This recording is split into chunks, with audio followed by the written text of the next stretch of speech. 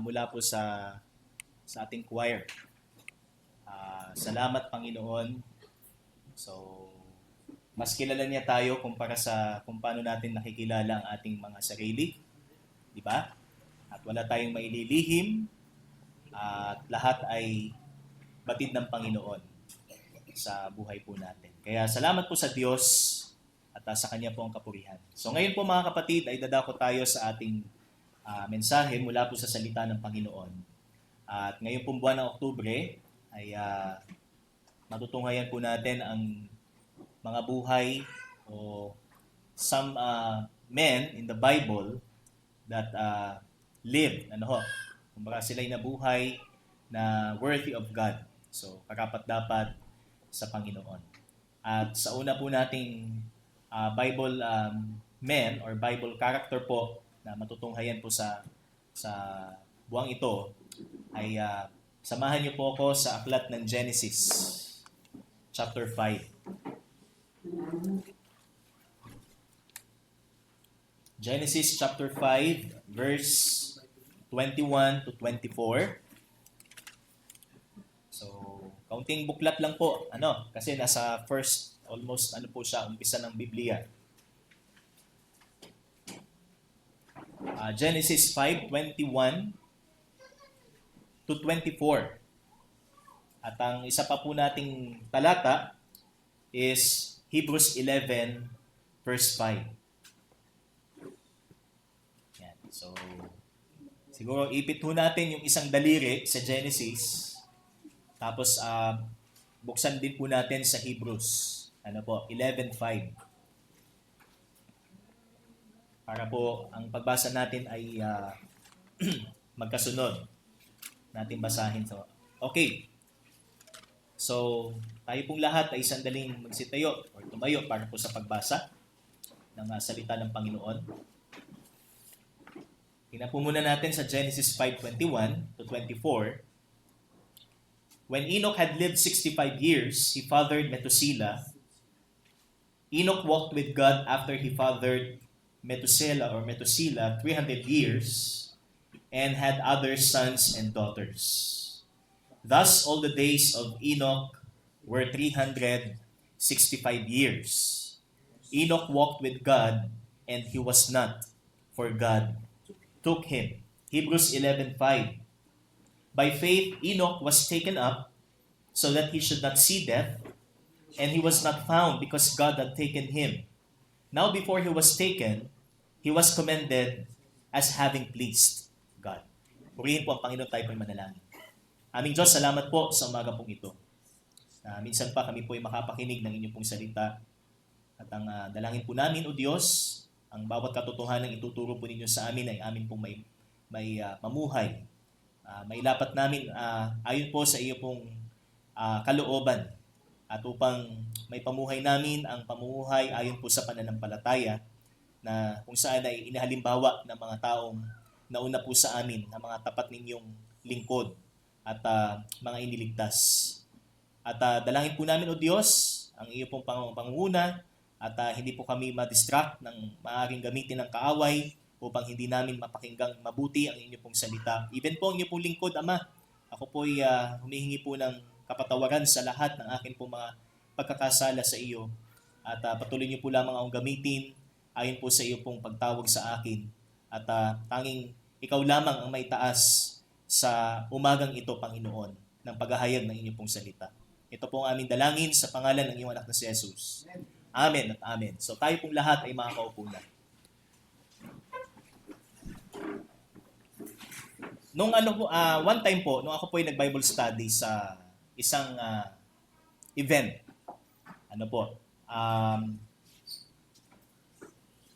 meron pong tanong na, kumbaga nagkaroon siya ng argumento pagdating sa salita ng Diyos. So, we shared the gospel. At ang sabi po niya, Pastor, ako'y sang-ayon sa iyong salita, sa iyong itinuturo. Pero hindi ako sang-ayon doon sa sinabi mo sa Romans 6:23 na ang kabayaran ng kasalanan ay kamatayan. Kasi may tao sa Bible na hindi nakaranas ng kamatayan. Yan. So, alam ho natin that there are two individuals in the Bible, especially in the Old Testament, na hindi po nakaranas ng kamatayang pisikal. So ito po yung una. This is the first, si Enoch. At ang ikalawa naman ay si Elijah o si Elias. So parang trivia sa iba, ano? O, sino yung dalawang individual? So sabi ng mga tao or ng ibang mga interpreters po ng Bible, so itong dalawang ito maaaring yung tinatawag nating two witnesses sa Revelation. Ano ho? So most likely si Enoch at si Elijah. So because they were taken away, they did not see death. Hindi sila nakaranas ng kamatayang pisikal. So ano ang naging buhay ni Enoch upang hindi niya maranasan ang pisikal na kamatayan? And siguro, naiisip natin, ano kaya kung si Enoch ay tularan ko o si Elijah ay tularan ko?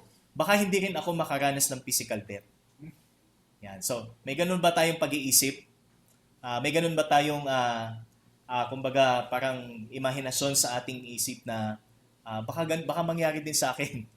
Ano? Pero, once again, sinasabi po natin na ang Biblia po ay kumpleto na. Ano ho? So, the rest, sabi nga, ay makakaranas po ng tinatawag po nating physical death. And kung titingnan po natin dito sa ating passage in chapter 5, so this is a genealogy. Di ba? So, genealogy po from Adam to Noah. So, alam po natin that ang kasalanan, so nag-start ho kay Adan, and itong generation na ito, so meron na pong pag-iral ng kasalanan. But sa kabila ho ng pag-iral ng kasalanan, meron ho tayong mga great men or tinatawag nating righteous men na siyang nagiging daan upang kahit papaano ho ay nandun pa rin yung biyaya ng Panginoon para sa sandaigdigan. So, until the time na kung saan ay kailangan na pong gunawin ang mundo sa pamamagitan ng isang malaking baha. So, ito po yung makikita ho natin in this passage. Ano po? So, bago ho yung account nung baha. Kasi after po ng 5 is 6, of course, Genesis 6. At mababasa naman po natin in Genesis 6, yung pong plano ng Diyos na kung saan ay kanyang ilulubog o palulubugin niya ang buong mundo sa tubig. Kaya nagbigay siya ng instruction kay Noah na siya'y gumawa ng isang ark. Ng isang malaking ark na kung saan ay fit para magkasya lahat ng mga hayop by twos. Papapasukin doon sa ark at maaring kung may tao pa na maaring sumama sa kanila. Yan. Kasi pamilya lang ho ni Noah ang naligtas doon po sa baha. Pero nakita ho natin yung grace ng Panginoon, naglaan pa siya ng 1 linggo para doon sa mga tao na kung gusto ninyong sumama sa arko ay maaari, pero kapag isinara na ang pintuan, wala nang pwedeng magbukas sapagkat ang Diyos ang nagsara nito. So, yun po yung makikita natin before the ark or before the flood. So, meron ho tayong generation of righteous men na makikita ho dito ho sa genealogy in Genesis 5. At sa atin naman buhay bilang mga lingkod ng Panginoon, so ano yung nais nating maging lakad? Kasi ang makikita ho natin dito sa text is how Enoch walked. Kaya hindi siya nakaranas ng kamatayan is because he walked with God. And how? Sabi nga, paano ba siya lumakad kasama ang Panginoon? Ano ang naging dahilan upang hindi niya maranasan ang kamatayan? At para naman sa atin, kung ilalapat naman natin ito sa ating sarili, ano yung gusto nating maging label ng ating paglakad ngayon bilang Kristiyano? So, how would you label your walk right now as a Christian or as a believer? At masasabi ba natin ito ay categorically kahalintulad ng paglakad ni Enoch at ng paglakad pa ng ibang mga lingkod ng Diyos na bagamat sila ho ay hindi naligtas sa mga pagsubok at mga kabigatan sa buhay, at the end, nanatili silang nagtitiwala sa Diyos. Nandun pa rin ang kanilang hope sa Panginoon. Kaya ito po yung ating matutunghayan. So, Enoch's Walk Worthy of God, ang ating pong title. At meron lang po tayong dalawang importanteng katotohanan na makikita ho sa ating pong passage. So again, I will read in verse 21. When Enoch had lived 65 years, he fathered Methuselah, and he walked with God after he fathered Methuselah 300 years, and had other sons and daughters. Thus all the days of Enoch were 365. So kasi sabi nga, ang lifespan ho noon ay talagang iba kumpara ho sa atin ngayon. So, 365, wala nang aabot ng ganyang age. Lalo na si Methuselah na kanyang anak, 969 years.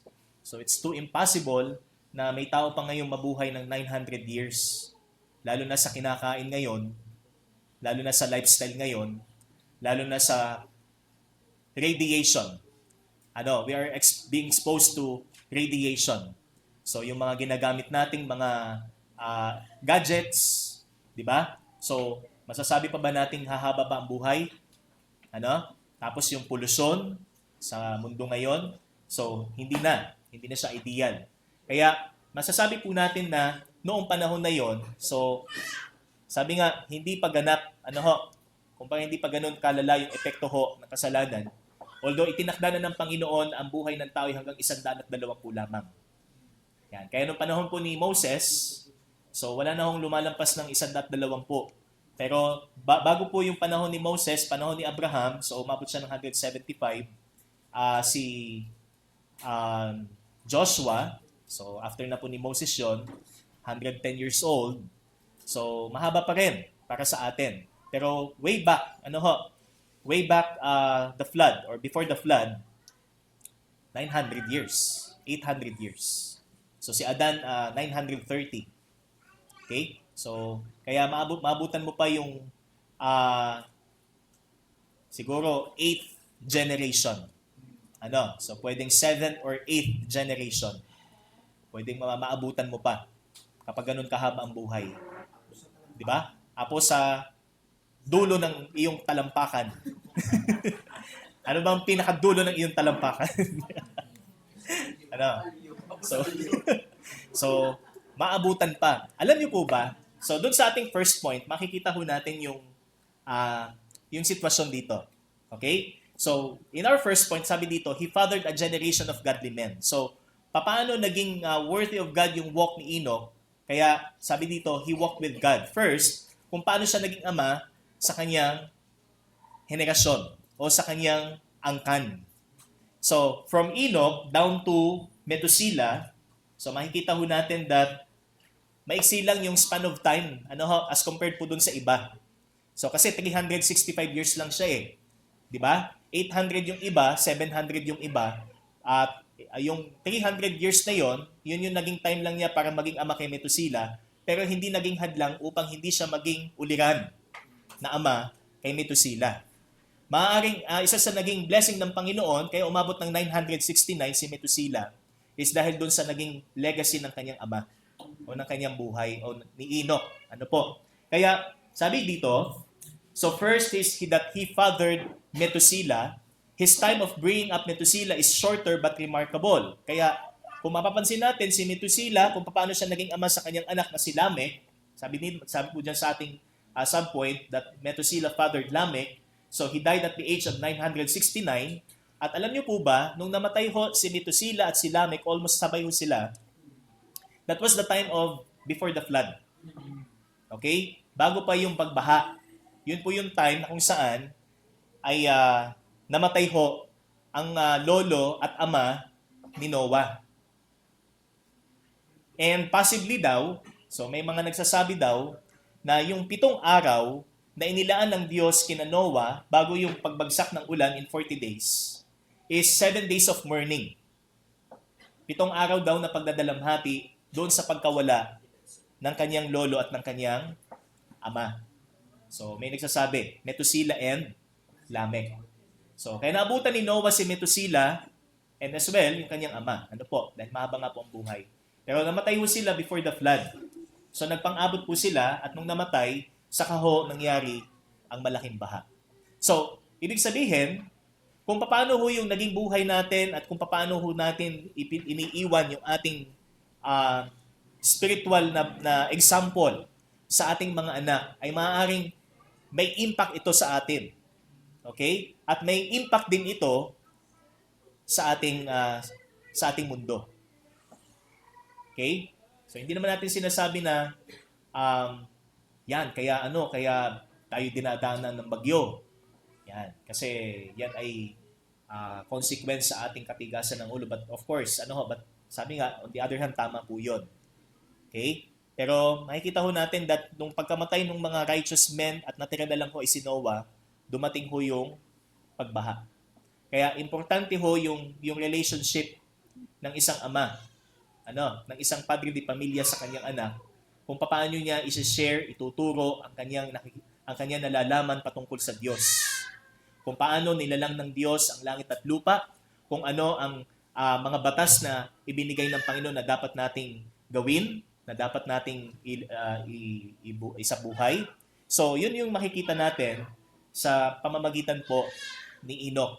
Kaya, first, he fathered Methuselah, then Methuselah fathered Lamech, and then Lamech fathered Noah. Tingnan po natin sa verse 28. Nasabi naman dito, when Lamech had lived 182 years, he fathered a son, and called his name Noah, saying, out of the ground that the Lord has cursed, this one shall bring us relief.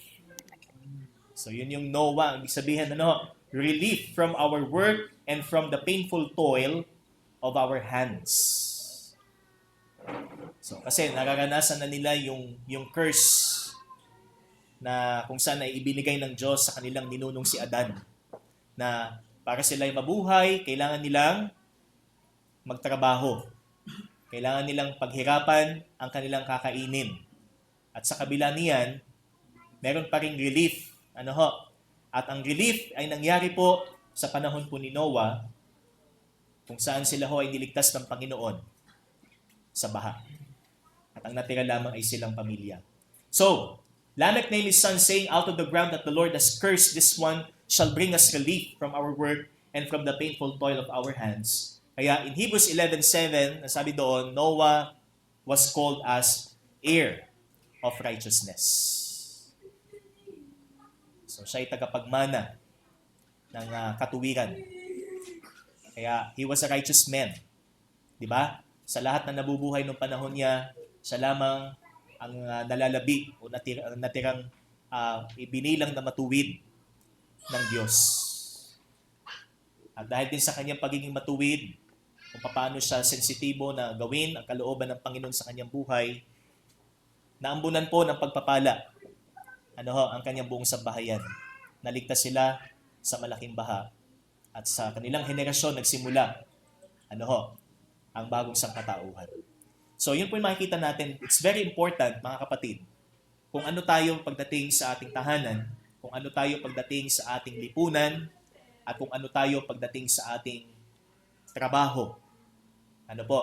Upang maiwan natin ang isang magandang henerasyon o halimbawa. So from Enoch to Noah, there was a faithful generation of believers whose lives pleased the Lord until their death, hanggang sa kanilang kamatayan. Kaya si Enoch ay nag-iwan ng isang pamana na tinatawag nating godly descendants. That's why he walked with God and God was pleased. Nalugod ang Diyos sa kanya. Kaya kung halimbawa, niisip natin, sa dami ng aking kabulukan, sa dami ng aking karumihan, paano ko ba mabibigyang lugod ng Diyos? Kasi yan ang mentalidad natin bilang tao. Gusto natin lagi mabigyan ng lugod ng Panginoon, kaya gagawa ng mabuti para mabigyan ng kaluguran ng Panginoon. Pero hindi yan sa pamamaraan ho natin hanggat hindi natin makilala siya.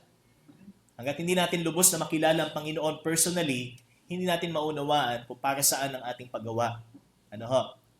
At ano dapat ang motibo natin para gumawa ng mabuti. Amen? So muli, ang sabi dyan, he left a legacy of godly descendants. Ito rin po ba ang nais natin iwan? Kasi although hindi na mauulit yung baha, pero baka meron pang isang kalamidad na mangyari na maapektuhan ay ang ating susunod na henerasyon dahil din sa atin. Dahil din sa hindi tayo nagpakita ng integridad bilang Kristiyano, hindi tayo naging tapat sa ating buhay pananampalataya. So maaaring ang mag-suffer ho ay ang ating susunod na henerasyon.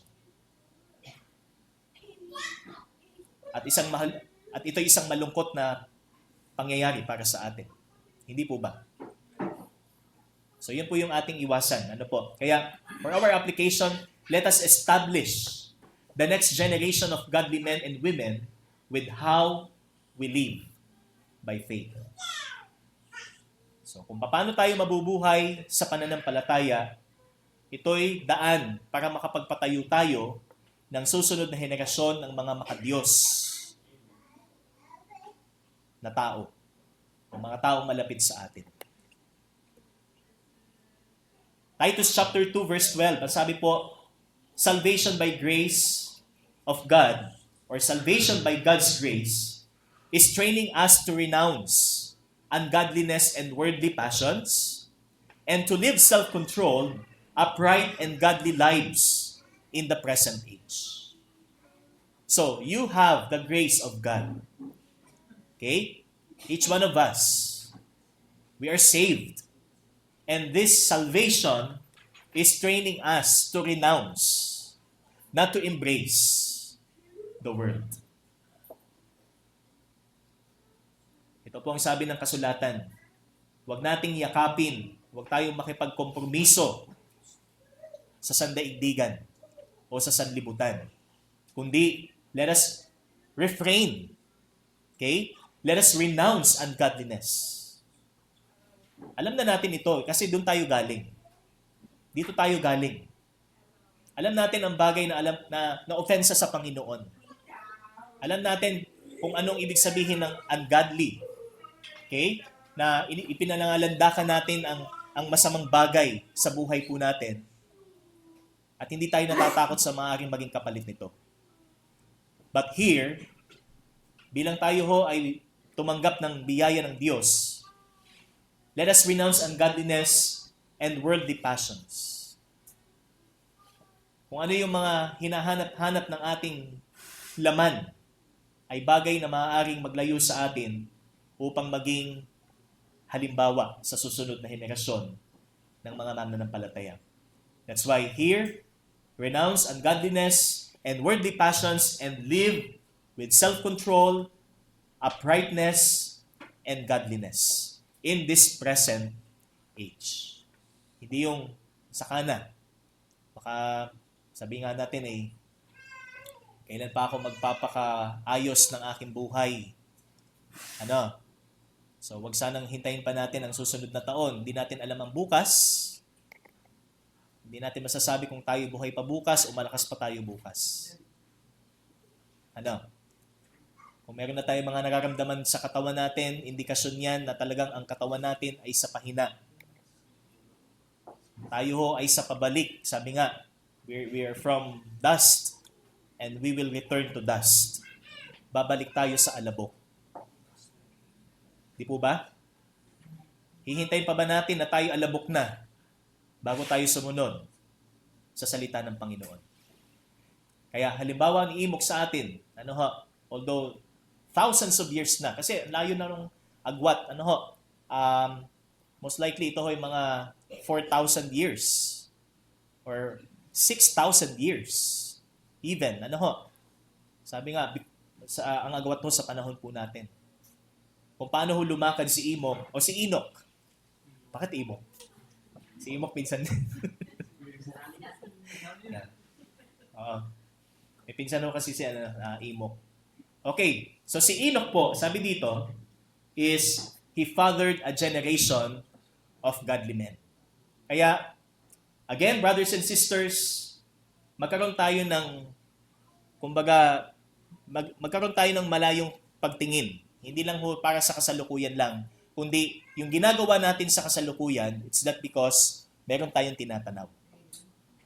Hindi lang yung tinatanong natin is yung promise ng Panginoon na tayo magkaroon ng buhay na walang hanggan at hindi na tayo maghihirap, kundi yung maiiwan din natin.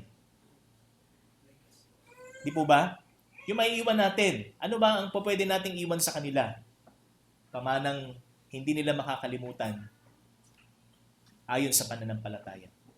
And Ang ating ikalawang punto naman, makikita ho natin. So number 2, in verse 24, mababasa po natin, he walked with God and he was not, for God took him. Nabalitaan niyo po ba yung isang submersible na bumaba doon sa Titanic shipwreck? Yun, nag-implode yung submersible. So, tapos yung mga sakay ho is mga mayayaman. Ano ho?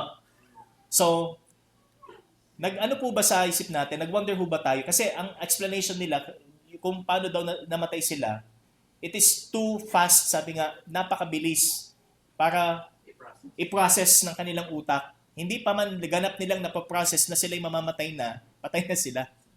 Kasi yung bilis ng implosion is just only almost a fraction of a second lang. At sila talaga ay, sabi nga, bago pa nila nalaman na sila'y patay na, namatay na sila. So yun yung isa sa mga, sabi nga, klase ng kamatayan na parang okay yung ganun. Ano? Kaysa yung dahan-dahan. Yung isa pa yung kay Charlie Kirk. Ano? So may nag-explain na parang basta isa siyang espesyalista. Neurologist probably. So sabi niya, explanation niya daw is conscious pa ba si Charlie Kirk na siya na baril? Conscious pa ba siya nung siya ay namatay? So sabi niya, actually, nung pagkabaril sa kanya, wala pang 1 second nung siya ay may malay. As in, blackout na siya after. Pagkabaril sa kanya. Kasi yung kung paano siya binaril. So yun yung explanation. Okay? Yung may epekto daw yun sa utak. Tawag yata is cerebral perfusion. So, parang may daw yun. Pagka nangyari daw yun, as in black, wala ka ng ulikan. So, kaya possibly, hindi na niya nalaman na siya'y pinatay. So, what if, kung ito din yung nangyari kay Enoch, ano po? So, how much more yung sa part ni Enoch that he walked with God and God, sabi nga, he was not, for God took him. So, maybe mas mabilis yung way ng kamatayan ni Enoch, although hindi na niya talaga naranasan totally ang tinatawag nating physical death. But ang masasabi ho natin dito is it's because kung paano siya lumakad sa Panginoon. Ito maaaring naging gantimpala ng Diyos sa kanya. Maaaring may mas malaking plano ang Panginoon sa kanya, kaya ito naging paraan ng kanyang pag-alis sa mundo. But here and again, mga kapatid, makikita ho natin na isa sa dahilan kung bakit siya naging kalugod-lugod sa Diyos, it's that because ano ang naging buhay niya sa mundong ito. Bukod sa kung paano siya naging ama sa kanyang henerasyon, ay kung ano siya personally bilang iniligtas ng Diyos. Kaya, sabi diyan, walk with God means that he pleased God by enjoying the intimacy of relationship that he has.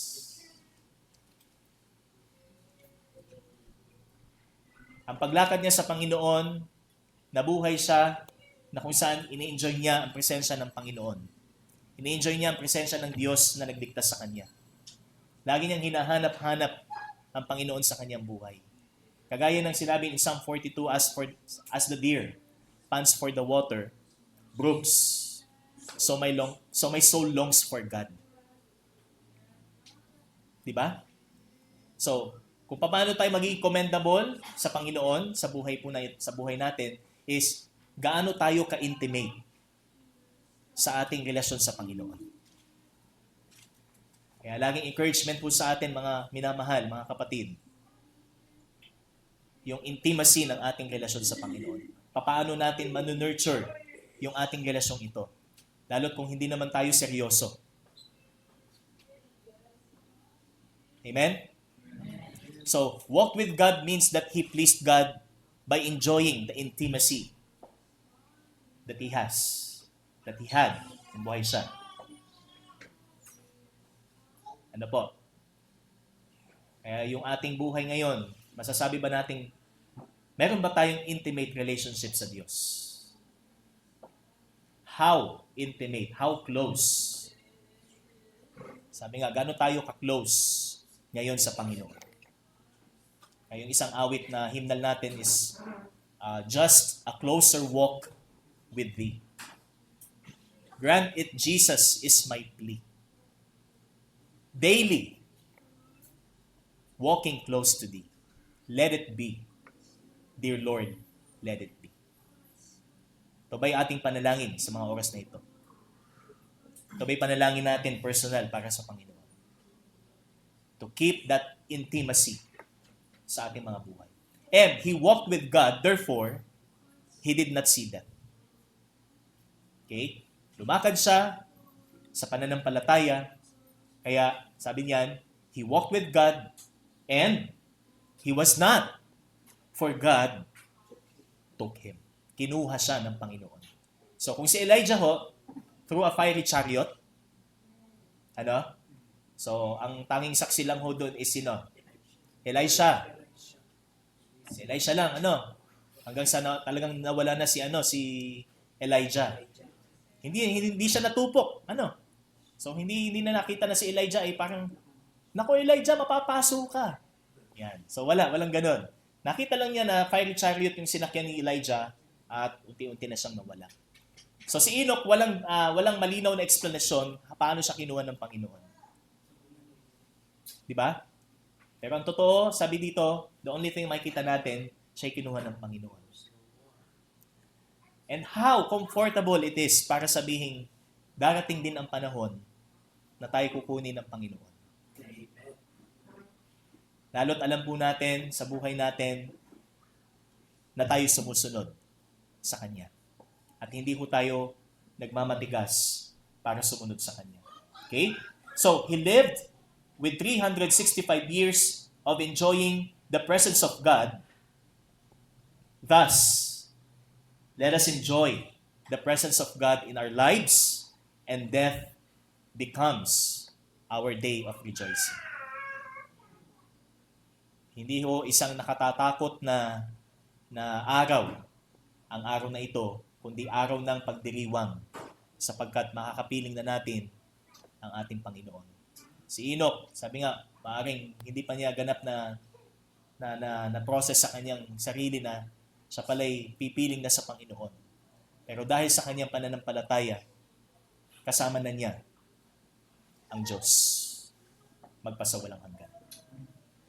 Kaya muli, mga kapatid, enjoy the presence of God sa buhay natin. Kung gusto natin magkaroon ng label yung ating paglakad sa buhay ngayon, maging kagaya ho tayo ni Enoch at ang iba pang mga individual na lumakad sa pananampalataya. I will end this in Colossians chapter 1 verse 10. So this is our conclusion. Colossians 1:10. Ang sabi po ng Colossians is, so what kind of walk pleases God? Sabi ng Colossians 1:10, so as to walk in a manner worthy of the Lord, fully pleasing to Him, bearing fruit in every good work, and increasing in the knowledge of God. So, ang paglakad na karapat-dapat sa Panginoon, sabi dito, kalugod-lugod, fully pleasing to Him, bearing fruit na mumunga sa mabuting gawa, and increasing in the knowledge of God. So, tayo umuunlad sa ating pagkakilala sa Panginoon. Kaya ang tanong mo natin is, sabi dyan, is it fruit-bearing? Your life, ang buhay ba natin ay namumunga? May bunga ba? O kagaya yan ng igos na sinumpa ng Panginoon? Ano po? Sapagkat ito'y walang bunga. Are you growing in the knowledge of Christ? Ikaw ba'y lumalago sa iyong pagkakilala sa Panginoon? O stagnant pa rin yung ating knowledge pagdating sa salita ng Diyos? Pagdating kay Kristo na ating pinaglilingkuran? And in your fear of God, are you growing also in your fear of God? Mas takot ka na ngayong magkasala kaysa dati. Dahil nung hindi mo pa ganap na kilala ang Diyos, wala kang takot magkasala. But ngayon, mas kinatatakutan mo ng magkasala. Amen? Amen. So these are some, sabi nga, ito yung mga maaaring pwede nating evaluation sa atin upang makalakad tayo kagaya ng paglakad ni Enoch, which is a walk worthy of God. Tayo po'y manalangin. Salamat po, Panginoon, sa iyong salita. At patuloy niyo po kaming pinapaalalahanan na ang paglakad namin sa aming buhay na ito ay hindi ho basta lamang paglakad, kundi ito ho ay pagtatalaga namin ng aming buhay sa iyo. At pagsunod sa iyo po mga panuntunan upang ang susunod na henerasyon namin ay ito ho ang maging instrumento nila, Panginoon, at magamit para po sa kanila ring paglakad sa pananampalataya. Kaya, Ama, salamat po at gabayan niyo po kami sa paglalapat po namin ng inyong pong salita. Sa iyo po ang kapurihan sa pangalan ng iyong anak na si Jesus. Amen at amen. So, Diyos po ang kapurihan.